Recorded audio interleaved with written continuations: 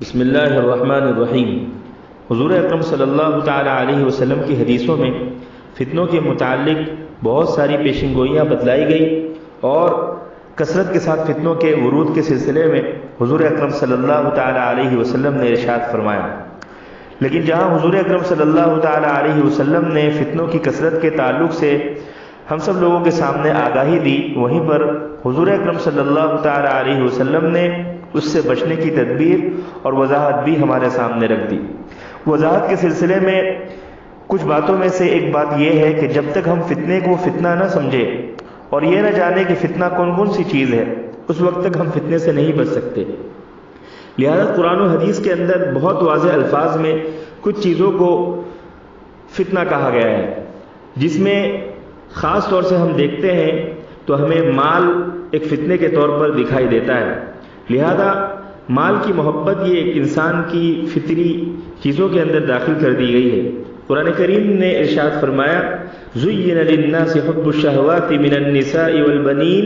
وَالْقَنَاطِيرِ الْمُقَنطَرَةِ مِنَ الذَّهَبِ وَالْفِضَّةِ وَالْخَيْلِ الْمُسَوَّمَةِ وَالْأَنْعَامِ وَالْحَرْثِ، لوگوں کو مرغوب چیزوں کی محبت نے فریفتہ کیا ہوا ہے، جیسے عورتیں، بیٹے اور سونے اور چاندی کے جمع کیے ہوئے خزانے اور نشان لگائے ہوئے گھوڑے اور جانور اور کھیتی، کیونکہ یہ سارے اسباب ہے جس سے دنیاوی زندگی اچھی گزرتی ہے اور یہ سارے مال کے اندر شمار ہوتے ہیں۔ اس لیے یہ انسان کی محبت کا خاصہ ہے کہ انسان اپنی فطری چیزوں میں مال کی محبت کو بھی پاتا ہے۔ ہاں، اگر یہی مال صحیح طریقے سے کمائے اور صحیح طریقے سے خرچ کرے تو یہ قدرت کی طرف سے ایک بہترین عطیہ اور دنیا و آخرت میں بہت بڑی بھلائی اور نجات کا ذریعہ ہے۔ حضور اکرم صلی اللہ تعالی علیہ وسلم کی حدیثیں سنیے، جس سے آپ کو اندازہ ہوگا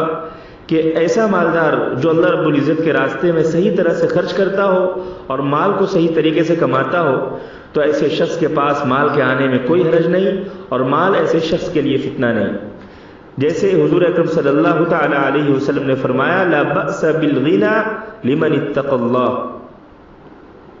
فرماتے ہیں کہ مالداری میں اس شخص کے لیے کوئی حرج نہیں جو اللہ سے ڈرتا ہو۔ پھر اسی طرح شعب الایمان میں ہے، ان هذا المال خضرة حلوة، فرماتے ہیں کہ یہ مال بے شک سرسبز اور میٹھا ہے، جس نے اس کو حق طریقے سے حاصل کر کے حق جگہ پر خرچ کیا، اس کے لیے یہ ایک بہترین معاون اور مددگار ہے۔ پھر اسی طرح مشکات میں ہے، المال الصالح للرجل الصالح، حضور اکرم صلی اللہ تعالی علیہ وسلم نے ارشاد فرمایا کہ اچھا مال نیک انسان کے لیے کتنی اچھی چیز ہے۔ اور مشکات شریف کی شرح مرقات میں مال صالح کی تعریف کی گئی کہ المال الصالح ما يكسب من الحلال وينفق في وجوه الخيرات، یعنی اچھا مال، نیک مال اور صالح مال وہ ہے جو حلال طریقے سے کمایا جائے اور خیر کے مصارف میں اچھے کاموں میں اسے خرچ کیا جائے۔ ایک حدیث قدسی ہے جس کے اندر حضور اکرم صلی اللہ تعالی علیہ وسلم ارشاد فرماتے ہیں کہ اللہ رب العزت نے ارشاد فرمایا، ہم نے مال اس لیے اتارا ہے تاکہ لوگ اس کے ذریعے نماز قائم کرے اور زکوٰۃ ادا کرے، انا انزلنا المال لاقامۃ الصلاۃ وایتاء الزکاۃ۔ تو پتہ چلا کہ اگر مال کو اچھے ذرائع سے حاصل کیا جائے اور صحیح امور میں خرچ کیا جائے تو یہ مال بہت بڑی نعمت ہے، لیکن اسی مال کو اگر غلط طریقے سے کمایا جائے اور غلط طریقے سے خرچ کیا جائے اور اس کے ذریعے واجب ہو جانے والے حقوق کی ادائیگی میں غفلت برتا جائے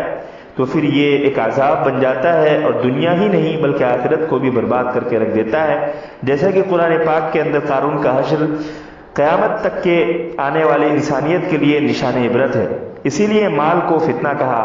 اسی لیے مال کو آزمائش کہا، اسی لیے حدیث پاک کے اندر اور قرآن کریم نے بالکل واضح لفظوں کے اندر کہا، انما اموالکم واولادکم فتنہ، کہ مال و اولاد یہ فتنے کی چیز ہے۔ پھر ترمذی شریف کی حدیث ہے کہ بے شک ہر امت کا کوئی نہ کوئی فتنہ رہا ہے اور میری امت کا فتنہ مال ہے۔ پھر مشکات شریف میں ہے، کاد الفقر ان یکون کفرا، قریب ہے کہ کتنی مرتبہ انسان کو فقر کفر تک لے کے چلے جاتا ہے، یعنی آدمی کی فقیری آدمی کو مجبور کر دیتی ہے اس بات پر کہ وہ اپنے مذہب کو تبدیل کر دے۔ لہذا کیسی بھی آزمائش آ جائے، مال کی وجہ سے آدمی کو اللہ رب العزت سے ڈرتے ہوئے، اللہ رب العزت سے امید لگاتے ہوئے ہمیشہ حق پر قائم رہنا چاہیے۔ پھر حضور اکرم صلی اللہ تعالی علیہ وسلم نے ایک حدیث کے اندر کیسی عجیب بات ارشاد فرمائی، ما ذئبان جائعان ارسلا فی غنم بافسد لها من حرص المرء علی المال والشرف لدینہ۔ فرماتے ہیں کہ دو بھوکے بھیڑیے کسی بکری کے ریوڑ میں، کسی بکری کی جماعت میں چھوڑ دیے جائیں تو وہ اتنا زیادہ فساد نہیں مچاتے جتنا مال کی لالچ اور مال کے حص اور نام کمانے کے لیے دینی شرف اور دینی عزت کو طلب کرنا نقصان پہنچاتا ہے۔ اور یہ حدیث تو آپ نے سنی ہوگی کہ اگر آدم کے بیٹے کے لیے 2 وادیاں بھی سونے کی بھر جائیں تب بھی وہ تیسری وادی کو پسند کرے گا، اور اس کے منہ کو سوائے قبر کی مٹی کے کوئی چیز نہیں بھر سکتی۔ یہ حدیث بھی ترمذی شریف کی ہے۔ پھر ترمذی شریف کی ایک حدیث ہے کہ بوڑھے آدمی کا دل 2 چیزوں کی محبت میں ہمیشہ جوان رہتا ہے، قلب الشیخ شاب علی حب اثنتین طول الحیاء و کثرت المال۔ وہ 2 چیزیں کون سی ہیں؟ ایک بوڑھا آدمی لمبی عمر چاہتا ہے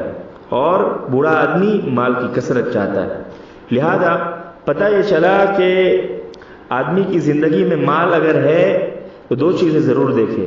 اگر صحیح ذریعے سے کمانا ہے اور صحیح ذریعے سے خرچ کرنا ہے تو یہ مال اس کے لیے نعمت ہے، لیکن اگر نہ صحیح ذریعے سے کمایا نہ صحیح ذریعے سے خرچ کیا تو پھر یہ مال اس کے لیے بہت بڑا فتنہ ہے، جس سے ہو سکتا ہے کہ اس کے ایمان کو، اس کی عزت کو اور اس کے خاندان کو اور اس کے اہل و عیال کو نقصان پہنچے۔ اس لیے ہمیشہ مال کی عافیت، مال کی برکت اور مال کا حلال ہونا اللہ رب العزت سے طلب کیا جائے، اور خاص طور سے دعا مانگی جائے، اللہم اکفنا بحلالک عن حرامک، اے اللہ تو مجھے حلال اتنا دے کہ حرام سے بے نیاز کر دے، واغننا بفضلک عمن سواک، اور تیرا فضل اور تیرا احسان میرے اوپر اتنا کر دے کہ تیرے علاوہ کے احسان اور تیرے علاوہ کے فضل کا میں کبھی بھی محتاج نہ رہوں اور ان سے میں کبھی بھی امید نہ لگاؤں۔ اللہ رب العزت ہم سب کو عمل کی توفیق عطا فرمائے۔ وآخر دعوانا ان الحمد للہ رب العالمین۔